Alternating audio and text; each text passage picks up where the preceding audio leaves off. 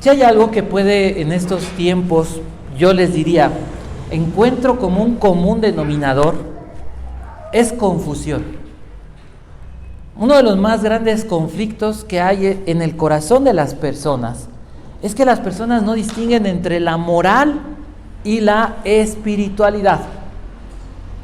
A veces conducirse bien o decir yo no me meto con nadie y yo hago con mi vida lo que quiera, pero no le hago daño a la gente, creen que eso es bueno, pero se olvidan de lo más importante que es la espiritualidad. Muchas veces se confunde religión con salvación. Yo también tengo una religión, dicen las personas. Bueno, yo no tengo religión, pero yo tengo una forma de pensar. Yo rijo mi vida bajo estos estándares sin hacerle daño a nadie. Pero lo más grave o lo terrible, lo trágico, es que el Señor Jesucristo ha sido rechazado. Ha sido rechazado fuera de la iglesia, pero ha sido olvidado dentro de la iglesia. Y yo creo, es una creencia, es una percepción personal, y espero, de hecho, este pasaje trata un poco de esto. Es que las personas han perdido de vista la realidad, la eficacia, el poder de Jesucristo y del Evangelio. La realidad es que todo, no, sí, es que Dios, es que esto, algunas personas fuera de la iglesia también dicen, bueno, sí, Dios, pero cuando le decimos, es que la Biblia dice, como que todos dicen, como que ya están como vacunados, ¿no? Como que dicen, qué bueno, ¿no? Qué bonito se oye. A veces leemos una historia y decimos, ¡ay, qué padre! Híjole Dios, si yo pudiera experimentar esto, ¿no? Y se queda el corazón con esa nostalgia, con esa tristeza, con esa ansia, ese deseo, pero sin experimentar la eficacia, el poder, la gloria de nuestro Dios. El día de hoy vamos a estudiar un pasaje, Mateo capítulo 12, del verso 1 al verso 14. Básicamente, vamos a ver, y el título del estudio es El hombre al que se le marchitó la mano. ¿Sabían ustedes eso? La historia habla la Biblia habla de una historia, de un hombre al que se le, dicen algunas traducciones, se le secó la mano, tenía la mano tullida, otras, yo le puse así, se marchitó la mano.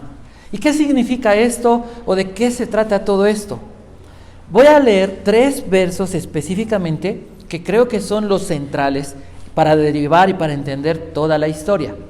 El verso 1 dice, por aquel tiempo Jesús pasó por entre los sembrados en el día de reposo. Sus discípulos tuvieron hambre y empezaron a arrancar espigas y a comer. Comienza un conflicto, lo vamos a desarrollar. Y el verso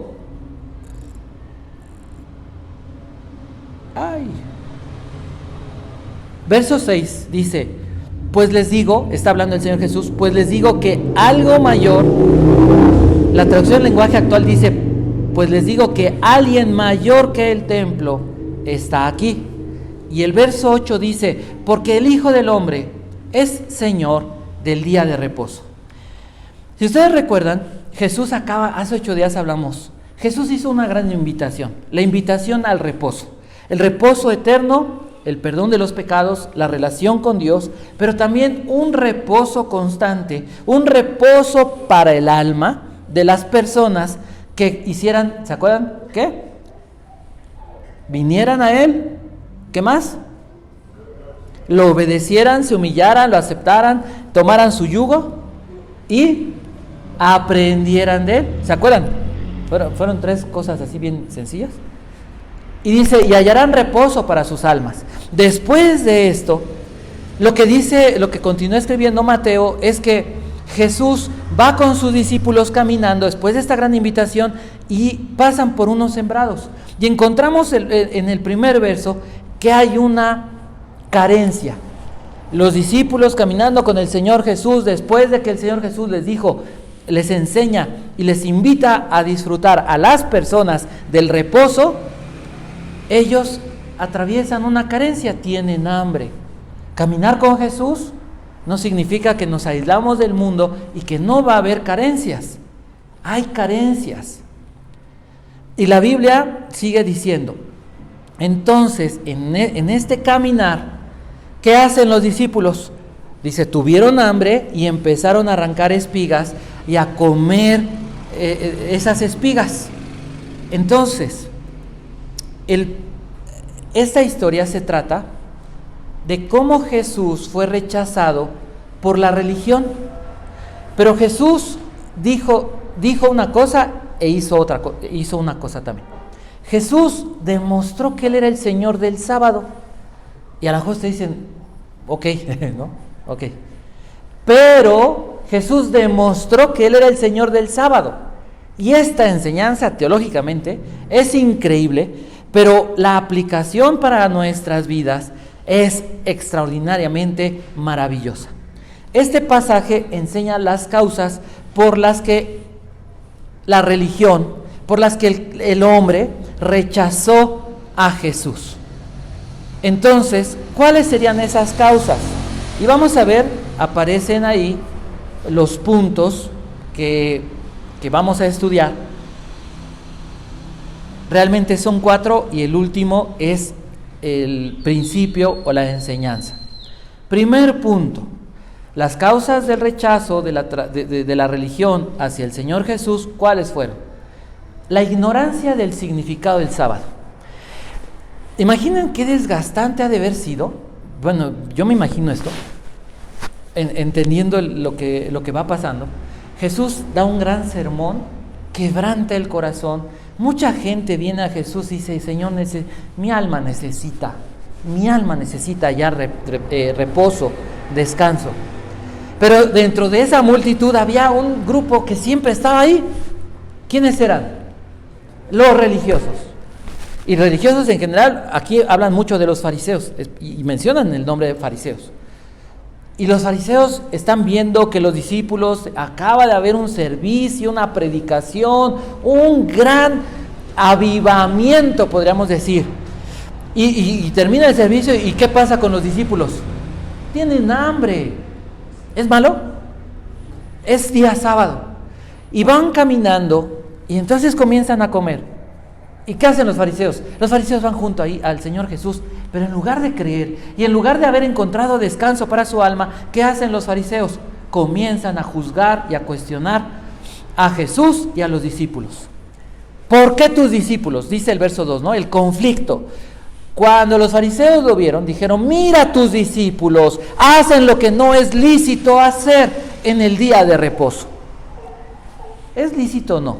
Deuteronomio 23, 25.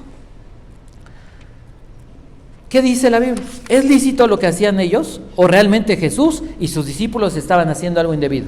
Dice, cuando entres en la cosecha de tu prójimo, aquí está, entonces podrás arrancar espigas con tu mano, pero no meterás la hoz a la cosecha de tu prójimo. O sea, podías comer, era el campo de tu vecino, no te vas a sacar un costal de trigo, no, pero tienes una necesidad, puedes comer. Entonces, ¿estaba permitido o no? Sí está permitido. ¿Cuál es el primer punto? ¿Cuál es el primer problema? ¿Por qué rechazaron? ¿Por qué rechaza el hombre la religión a Jesús? Por la ignorancia. Y en este caso fue la ignorancia del significado del sábado. ¿Qué relación tenía el sábado con el Evangelio? Primer punto, sí estaba permitido. Bueno, primer inciso, sí estaba permitido arrancar. Ahora, ¿el sábado qué significado tiene bíblicamente? Génesis capítulo 2, verso 2 y verso 3. Génesis capítulo 2, verso 2 y verso 3 dice así: en el séptimo día ya Dios había completado la obra que había estado haciendo y reposó en el séptimo día. Esta palabra reposó no significa que Dios se cansó, sino que dejó, en el original, dejó de crear. Descansó en el día séptimo de toda la obra que había hecho. Dios bendijo el séptimo día y lo santificó, porque en el día de reposo, porque en él reposó de toda la obra que él había creado y había hecho. Entonces, el día sábado fue ordenado por Dios, ¿para qué? Para que los hombres reconocieran que Él es el creador, para que los hombres recordaran a Dios. Para eso Dios estableció el sábado. Salmo 19, los cielos cuentan la grandeza, la gloria de Dios, y el firmamento anuncia la obra de sus manos. Yo veo al cielo, cualquier persona que vea el cielo reconoce la grandeza, la gloria de que hay un diseñador, un creador omnipotente, sabio, inteligente y además bueno. ¿Qué más? ¿Qué otro significado tiene el sábado? Éxodo capítulo 20, verso del 8 al 11. Éxodo 20, verso 8 al verso 11, dice así: acuérdate, Dios hablando a Israel, a su pueblo, acuérdate del día de reposo para santificarlo. 6 días trabajarás toda tu obra, pero el séptimo día es día de reposo o consagrado o dedicado para el Señor tu Dios. ¿Qué recuerda la ley? ¿Qué recuerda este mandato de la ley? El sábado fue establecido por Dios, ¿para qué? Para recordarle a las personas la relación de pacto entre Dios e Israel. Este día te va a recordar para siempre que tú y yo tenemos un pacto y este día me lo vas a dedicar a mí. Ese es el deseo de Dios. Ezequiel capítulo 20, verso 12.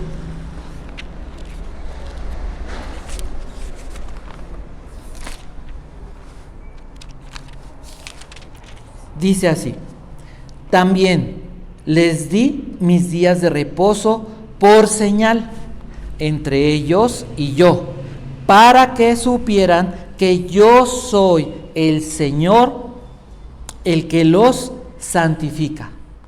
¿Para qué? Para recordarles que ellos pertenecían a Dios. Israel en el día de reposo, cada semana, lo tenían que recordar diario, pero cada semana era como ese recordatorio: le pertenezco a Dios, soy un pueblo escogido por Dios. Y Deuteronomio capítulo 5, verso 15,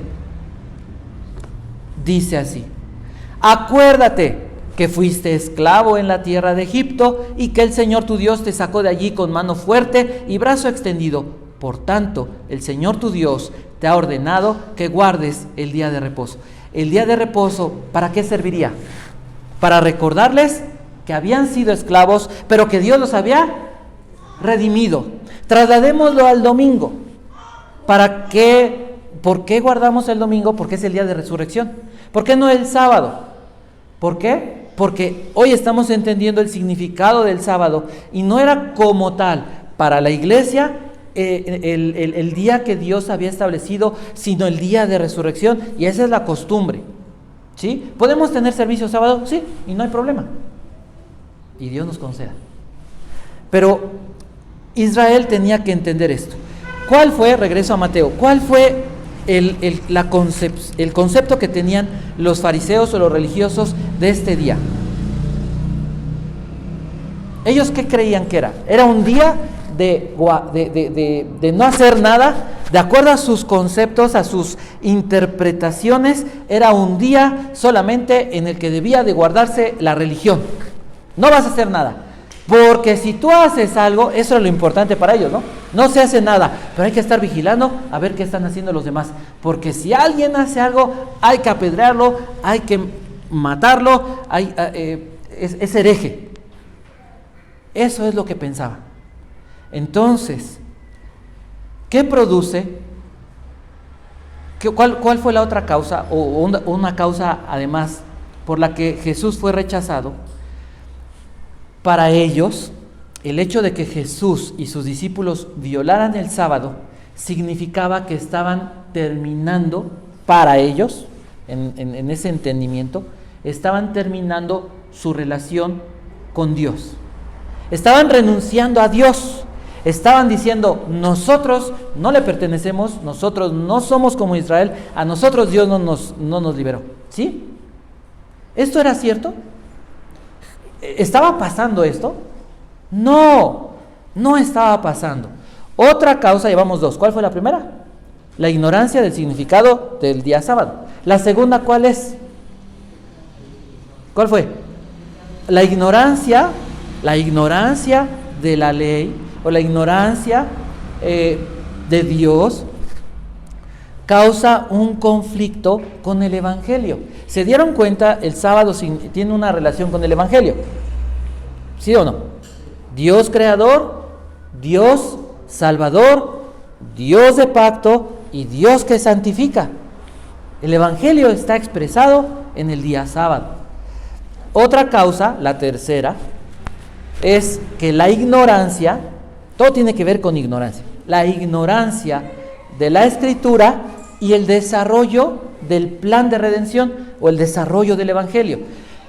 Hemos muchas veces comentado en los estudios y creo que también en los sermones que la Biblia trata del desarrollo del plan de salvación o el plan de redención de Dios para el hombre. Comienza con Dios, comienza con la creación perfecta, entra el pecado y termina con Dios redimiendo, con Dios salvando y con Dios estableciendo su reino perfecto. Pero se va dando progresivamente. Esto tenemos que tenerlo muy claro. La revelación que tuvo Adán no es la misma revelación que tuvo Pablo y que tenemos nosotros. ¿Estamos de acuerdo? La revelación que tuvo Abraham no es la misma revelación que tuvo Pedro o que tuvo Juan el Bautista o que tuvo Daniel. Y la revelación que tuvo Juan en el Apocalipsis tampoco se compararía a lo mejor con la revelación de Nehemías. ¿Sí? Fue en aumento. Es importante para que a la luz, y ahorita lo vamos a ver, de nuestro estudio bíblico, entendamos la grandeza, la eficacia, pero el desarrollo del Evangelio en la historia y en nuestra vida. Entonces, ¿cómo se desarrolló? Fíjense ustedes, el verso 3, verso 3 y 4 dice, Jesús contestó, le vienen y le cuestionan, ¿por qué tus discípulos y tú hacen esto? Y Jesús les contestó, ¿no han leído? Jesús se remite a la Escritura. No han leído, pero usa un personaje. No dice, es que la Biblia dice, no han leído que David, ¿con quién se compara Jesús? Está haciendo una analogía con David. Y dice uno, ¿y luego? ¿Por qué? ¿Casual? No. La Biblia dice que, lo vimos, Éxodo es libertado el pueblo de Israel y Dios establece, lo estamos estudiando los días miércoles, estamos haciendo nuestro estudio de teología bíblica, que Dios establece el sacerdocio y el sacerdote era la máxima autoridad. ¿Hasta qué momento? Hasta el momento en el que Dios levanta la monarquía. Entonces, el sacerdote, Josué se sometía, ¿se acuerdan de Josué? Josué se sometía al sacerdote. Pero cuando surge ya Saúl, cuando surge David, el sacerdote ¿a quién se somete? Al rey. Es un cambio dispensacional, es un cambio en la forma, en la administración del progreso del Evangelio.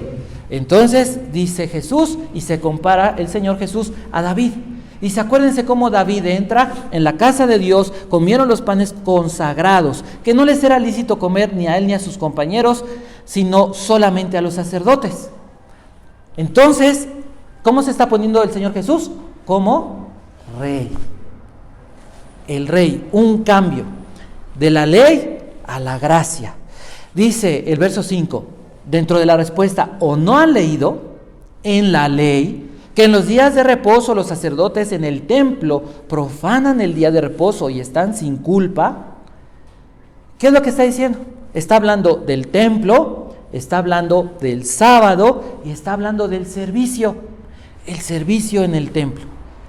Y dice, y no pasa nada, no hay problema.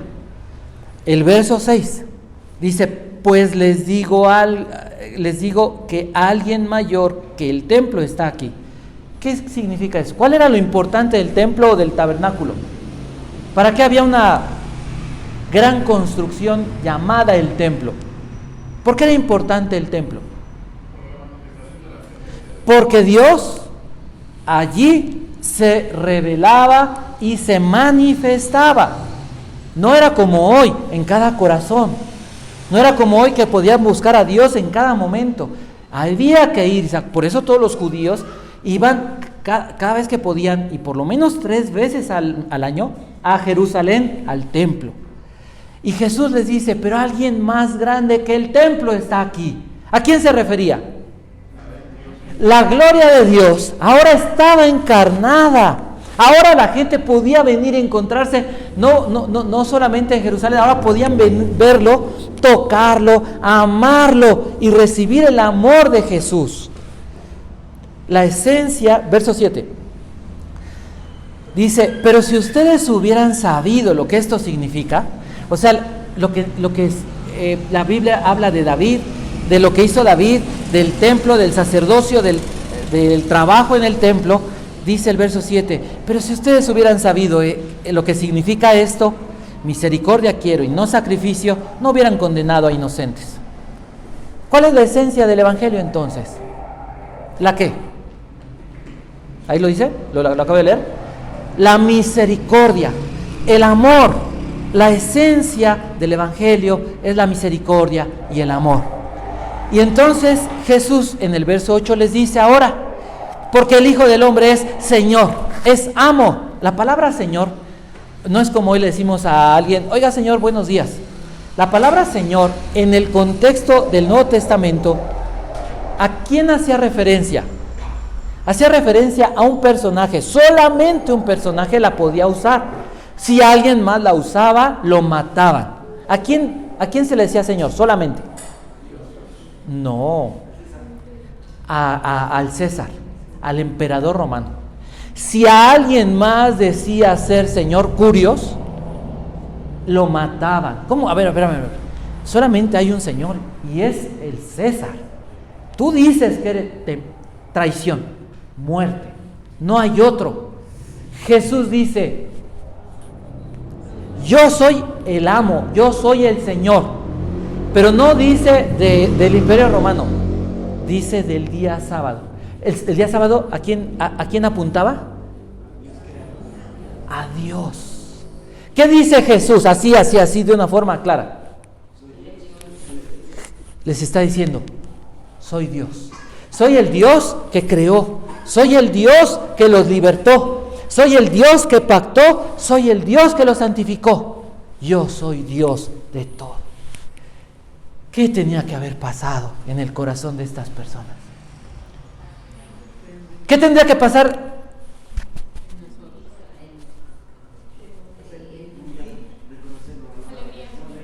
Por lo menos decir, ¿sabes qué? Hay esperanza y hay alegría. Oye, pero que perdió alguien. Hay alegría. ¿Por qué? Porque Jesús ya no está caminando, ya murió, ya resucitó. ¿Y Jesús ahora dónde está? Ya está aquí. Y comenzamos la historia hablando, ¿cómo se llamaba el sermón? El hombre al que se le marchitó la mano. En el contexto de lo que estamos hablando, porque sigue la historia diciendo el verso 9, Jesús pasa de allí y entra en una sinagoga. Y estaba allí un hombre que tenía una mano seca. Y dado el contexto y lo que estamos hablando, ¿quién podía restaurar esta mano? Dios, pero si no era Dios, nadie. Una mano seca, ¿podía trabajar? Y si no trabajó, ¿y dónde estaba su familia? ¿Y dónde estaba? La Biblia no nos desarrolla toda la historia, porque lo más importante no es la historia del hombre, sino lo que está pasando. Este hombre está en una sinagoga. Puedo salir y ver a mucha gente que no sabe y no se ha dado cuenta, pero que su vida se secó. Y podría yo ver mucha gente en lugares como esto, en iglesias, que probablemente tienen la mano marchitada, seca, porque no sirve. tiene que pasar, porque es algo que Dios nos va enseñando. A veces decimos, Dios, es que siento que mi vida, no me siento vivo, no me siento con esa vitalidad, con esa energía, con esa, ¿qué otra palabra podemos usar? Entusiasmo, no me siento vivo. Miren, acuérdense cuando los que tienen más de 25 años, cuando se enamoraron, los que tienen menos de 25 años no se han enamorado y no se pueden enamorar. No, tienen permiso. Nada. Cuando se enamoraron, ¿no? Y así, ¿no? Entonces dices, pero ¿qué tiene, no? Sí. Bueno, cuando tuvieron su experiencia con el Señor, a lo mejor la cosa estaba bien difícil, pero ¿cómo estabas? Oye, pero ya Dios me perdonó, ya no debo nada. Pero Dios me va a ayudar. Pero no te estás viendo, Dios está conmigo, ¿no? Y estaba, pero al pasar el tiempo muchas veces, por la condición humana, se puede uno sentir como apachurrado, se seca uno, es la verdad. Entonces, es oportuno este mensaje para gente que no conoce a Jesús, que se le marchitó la vida, que su alma se siente seca, que su cabeza ya no le encuentra, dicen, la cuadratura del círculo, que ya no tiene expectativas, que ya no tiene sueños, pero también dentro de la fe, cuando tú dices, como dice la canción, se me acabó la fuerza de la mano izquierda, ¿no? Cuando se me acabó todo. Este hombre está en la sinagoga. Oye, pero es que tenía una religión. Oye, pero es que yo voy a la iglesia. Oye, pero es que yo me porto bien. Quien seas. Este hombre estaba en la sinagoga y probablemente había tenido mucho tiempo. Lo conocían las personas, sabían de su mal, porque cuando está allí y ven que Jesús entra a la sinagoga, lo primero que hacen es decirle, oye, ¿y qué? ¿Lo sanarías? ¿Se puede sanar? Fíjense la forma de pensar. La gente no cree en el Evangelio. La pregunta no era a Jesús, ¿se debe sanar o puede sanarlo? La pregunta sería al revés. El Señor podría haberles dicho al revés. ¿Por qué no lo han sanado? ¿Por qué no ha cambiado su vida? Si ha estado aquí encerrado con ustedes días, semanas, meses o años, pero su vida no ha cambiado. Sigue con la mano paralizada, sigue con la mano seca, sigue con el corazón apagado, seco. Y se quedan viendo. ¿Se puede sanar en sábado? ¿Qué es lo que les dijo el Señor Jesús? ¿Qué hombre de ustedes que tenga una sola oveja, si ésta se le cae en un hoyo en el día de reposo, no le echa la mano y la saca? Pues cuánto más vale un hombre que una oveja. Por tanto, es lícito hacer bien en el día de reposo. ¿Por qué el mundo no ayuda a las personas? ¿Por qué? ¿Han oído que la gente se cree inteligente cuando lastima, cuando roba, cuando abusa, cuando pisa a alguien? ¿Cómo se sienten? Es que para que vean que yo... No es así. El mundo, ¿qué hace con la gente? Y la gente débil, la gente que está paralizada, la gente que se cansó tal vez de la vida. ¿Qué hacen? Los relegan, los pisan, los hacen a un lado. La religión que ha hecho por la gente, la política que ha hecho por la gente, la filosofía que ha hecho por la gente, la moral que ha hecho por la gente, les ha cambiado la vida, les ha cambiado el corazón, les ha alegrado, les ha dado una relación con Dios, les ha hecho experimentar el reposo para su alma, para sus vidas. ¿Qué ha hecho la religión por la gente? Pero la gente sigue creyendo que Jesús es una religión más. Pero tú y yo estamos aquí, ¿para qué? Para decirle a la gente, no, No te equivoques, porque Jesús y la palabra de Dios, lo que dice la Biblia, sí tiene poder, sí tiene resultado, sí cambia el corazón. Mira, no pretendo decirte hoy, conozco el Evangelio, y no te diría, dile a la gente que tú conoces el Evangelio completamente. Mira, vamos conociendo pinceladas, detalles, día a día. Por eso es importante estudiar y buscar conocer a Dios a través de la Biblia. Pero te puedo decir el día de hoy, como hace 8 días, si intentas ir aprendiendo de Jesús, sometido a Jesús, buscas a Jesús, empiezas a hallar descanso para tu alma. El día de hoy, si tú estás con el corazón seco, si tu relación con Dios se siente como, ¿cómo se diría? No interrumpida, pero tal vez estorbada, detenida, como en un bache. Si dices, mi servicio a Dios no está, creo que no está haciendo lo que creo que debería ser de acuerdo a lo que Dios me ha mostrado, entonces este mensaje es para ti. Este mensaje ha sido para mí. ¿Qué dijo el Señor Jesús?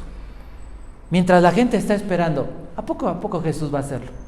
Unos dicen, híjole, si lo hace, lo matamos.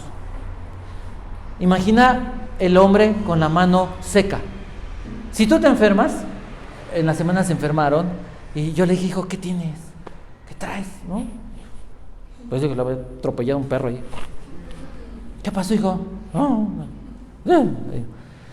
¿Qué tienes? Al rato tenía temperatura. ¿Cómo se sentía?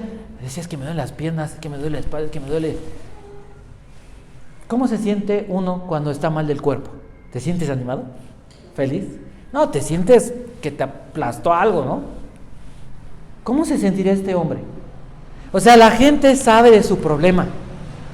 Y en vez de querer y pedirle a Jesús, sánalo, ¿qué hacen?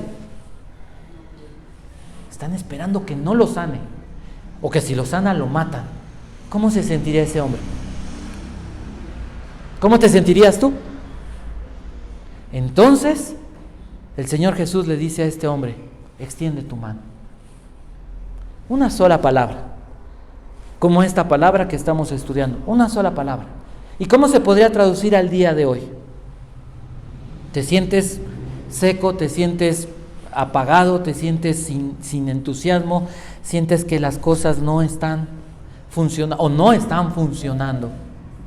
¿Qué tienes que hacer? Entonces,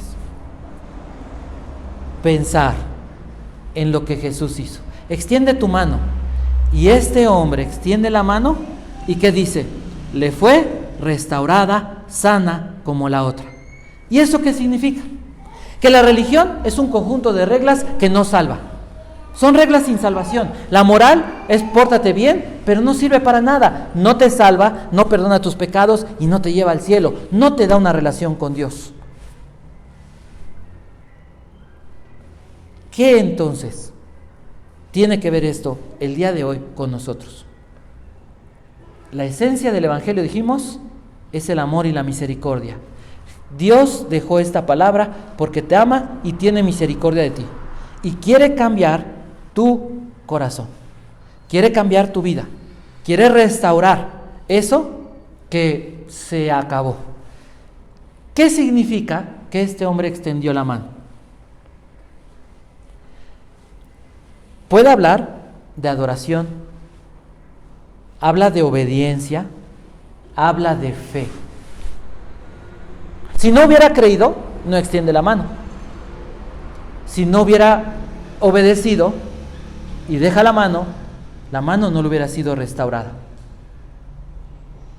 Si no hubiera tenido la certeza de que esa persona que le decía extiende la mano era Dios,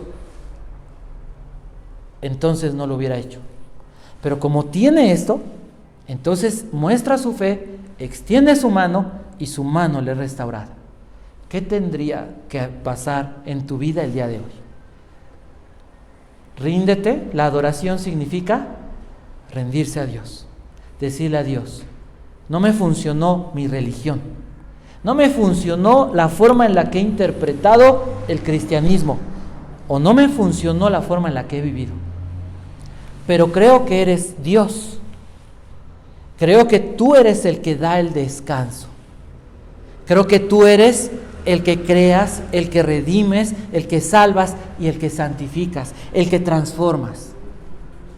Extiendo mi mano. Habla dijimos, de fe. La fe no es solamente decir creo. La fe significa apego. ¿Qué es apegarte a Dios? ¿Qué significa apegarte a Dios? Significa abrazarte, significa acercarte con amor, ¿qué otra palabra podríamos usar? Con confianza, con entrega, con deseo. Acércate a Jesús. Extiende tu mano. Acércate a Jesús. Esta palabra tiene el poder para restaurar tu vida. ¿Sirve? Jesús le dijo, extiende tu mano, la extendió y fue sanado. Su mano fue restaurada como la otra. Su vida adquirió ¿qué? Vitalidad. De una mano seca, de una religión seca, a una relación con Dios viva, activa, que funciona, que está vigente. Eso es lo que hoy puedes encontrar en la Biblia. ¿Y por qué te digo que sí funciona? Porque la Biblia lo demuestra. Pero podría decirte, he orado mucho por avivamiento, no en el país. Es bueno orar por el avivamiento en el país, pero no va a haber un avivamiento si primero no hay un avivamiento en mi corazón. Y he orado por un avivamiento en mi corazón, en mi familia, en la iglesia, en tu vida. Y les digo una cosa, que en un momento sentí eso, me sentí seco. Dije, Dios, ¿qué pasa? ¿Qué pasa si según yo estoy caminando contigo? Si según yo estoy haciendo lo que dices, enséñame lo que no estoy haciendo bien. Y Dios comenzó a mostrarme en qué me equivoqué, qué no estaba haciendo como Dios lo mandaba y qué yo creía que estaba haciendo, pero que no estaba haciendo. Y entonces, cuando Dios me enseña esto, lo único que hice fue decirle a Dios, aquí está mi vida. Empecemos de nuevo, Señor. Y buscar ese apego y decirle a Dios, ¿qué es lo que no me ha caído el 20? Y lo que no, cada día me tiene y nos tiene que caer el 20, es decir, esto sí funciona. Hoy te he demostrado cómo este pasaje, esta revelación teológica, esto que hizo Jesús con este hombre, le cambió la vida. Restauró su vida. Y eso es lo que hoy puede pasar en ti. Hay una diferencia. Los fariseos, ¿a poco sí? Había mucha gente que decía, no creo. Y lo vio hacer milagros y no creyó. Pero hubo uno con la mano seca que dijo, no hay otra opción. Creyó que era Dios. Levantó su mano para adorarlo porque confió, porque lo amó y recibió ese cambio de vida. ¿Dónde se dio el cambio de vida? En la relación. ¿Sí? No es, es que no es así como un chispazo de milagro. No, comienza una relación, ahora sí genuina con Dios. No es la sinagoga, no es practicar algo, no son mandamientos sin vida. Es una relación viva, creciente con Jesús. Cada día que te levantes, piensa que Dios tiene un regalo para ti en su palabra. Y compruébalo. ¿Qué pasó después de que sucedió esta historia? Cuando Jesús dijo, yo soy el Señor del sábado, el Señor en sábado, y el Señor, en medio de un grupo de incrédulos, le dio vida a ese hombre, restauró su vida.